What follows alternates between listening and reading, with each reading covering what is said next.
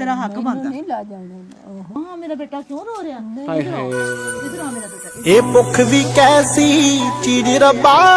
ਬੰਦੇ ਨੂੰ ਪੜਨੇ ਪਾ ਦਿੰਦੀ ਜੇ ਆ ਜਾਵੇ ਕਿਤੇ ਆਈ ਤੇ ਰਾਜੇ ਤੋਂ ਭੀਖ ਮੰਗਾ ਦਿੰਦੀ ਇਹ ਦੁਨੀਆ ਭੱਜੀ ਫਿਰਦੀ ਆ ਜ਼ਿੰਦਗੀ 'ਚ ਬੜੀਆਂ ਥੋੜਾਂ ਨੇ ਬੰਦਾ ਤੇ ਮੁੱਕ ਜਾਂਦਾ ਪਰ ਮੁੱਕਦੀਆਂ ਨਾ ਕਦੇ ਲੋੜਾਂ ਨੇ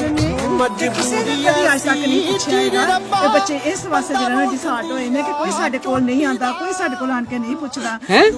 क्यों बेटा हाय रब्बा मैं बेटा आ देख मैं है आ देख तेरी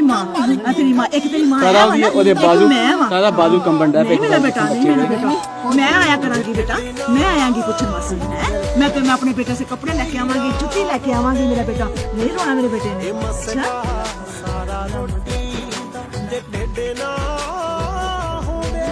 आजा पुत्र आजा मेरा बेटा किस कदर खौफ दे पहरे तारा जी ऐसे बच्चे ਨੂੰ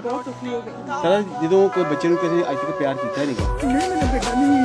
नहीं देख मां मैं तेरी मां बेटा हाँ मैं सदके जावां मैं तेरे वास्ते नवे कपड़े लेके आवांगी जुत्ती लेके आवांगी ਭੈਣ ਜੀ ਸਾਰਿਆਂ ਵਾਸਤੇ ਕੱਪੜੇ ਵੀ ਆਉਣਗੇ ਜੁੱਤੀਆਂ ਵੀ ਆਉਣਗੀਆਂ ਠੀਕ ਹੈ ਜੀ ਭੈਣ ਜੀ ਤੇ ਇਹ ਪੈਸੇ ਤੁਸੀਂ ਸੰਭਾਲ ਕੇ ਰੱਖਿਓ ਜਿੱਥੇ ਜ਼ਰੂਰਤ ਹੈ ਖਰਚ ਕਰੋ ਠੀਕ ਹੈ ਨਾ ਬੱਚਿਆਂ ਦੇ ਵਾਸਤੇ ਕੱਪੜੇ ਜੁੱਤੀ ਹੈ ਉਹ ਵੀ ਆਉਣਗੇ ਪਰ ਨੂੰ ਦਿਲ ਕਰਦਾ जात ने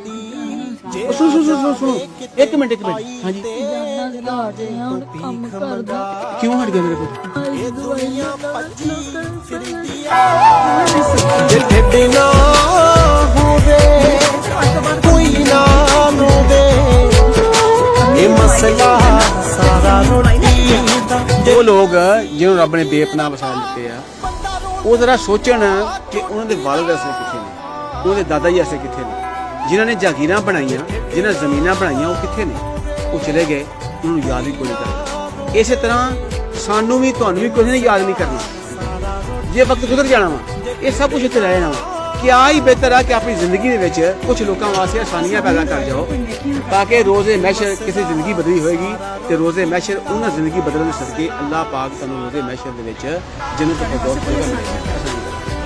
ਤੇ ਦੇਖੋ ਇਹਦੇ ਵੇਖੋ ਕਿ ਇਹ ਜਗ੍ਹਾ ਜਿਹੜੀ ਆ ਇਹ ਕਿਤਨੀ ਬੇਬਸੀ ਜ਼ਿੰਦਗੀ ਗੁਜ਼ਾਰਦੇ ਪਏ ਨੇ ਜ਼ਰਾ ਆਪਣੇ ਆਪ ਤੇ ਗੌਰ ਕਰੋ ਜ਼ਰਾ ਆਪਣੇ ਆਪ ਤੇ ਗੌਰ ਕਰੋ ਮੈਂ ਕਹਿੰਦਾ ਜਰਾ ਆਪਣੇ ਆਪ ਤੇ ਗੌਰ ਕਰੋ ਕਿ ਤੁਹਾਨੂੰ ਰੱਬ ਨੇ ਕੋਠੀਆਂ ਦੋ ਕਨਾਲੀ ਕੋਠੀਆਂ ਬੰਗਲੇ ਦਿੱਤੇ ਨੇ ਤੇ ਕੁਝ ਇਹਨਾਂ ਦਾ ਖਿਆਲ ਕਰੋ ਆਪਣੇ ਇੱਕ ਗਰੀਬ ਦਾ ਵੀ ਘਰ ਬਣਾ ਦਿਓ ਤੇ ਪੂਰੇ ਪਾਕਿਸਤਾਨ ਦੇ ਬੇਘਰ ਕੋਈ ਨਹੀਂ ਰਹੇਗਾ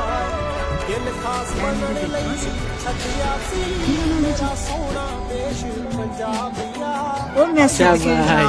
ਕੀ ਲੈਣਾ ਵਾ ਉੱਚੀ ਬੋਲ ਕੇ ਦੱਸ ਸਕੂਲ ਵਾਸਤੇ ਚੀਜ਼ਾਂ ਸਕੂਲ ਵਾਸਤੇ ਚੀਜ਼ਾਂ मैं बाहरी जावा सबके जावा तेरे बेटा ਉਹਨੇ ਇਹ ਨਹੀਂ ਆਖਿਆ ਕਿ ਮੈਂ ਖਿਡੌਣੇ ਲਾਂਗਾ ਜਾਂ ਮੈਂ ਉਹਨੇ ਆਖਿਆ ਮੈਂ ਸਕੂਲ ਵਾਸਤੇ ਬਣਾਵਾਂਗਾ ਜਾਂ ਜੁੱਤੀ ਬਣਾਵਾਂਗਾ ਮੈਂ ਸਕੂਲ ਵਾਸਤੇ ਚੀਜ਼ਾਂ ਲਵਾਂਗਾ ਕਿੰਨਾ ਅਜ਼ਮ ਹੈ ਇਸ ਬੱਚੇ ਨੂੰ ਪੜਨ ਦਾ ਤੇ ਬੇਟਾ ਮੇਰਾ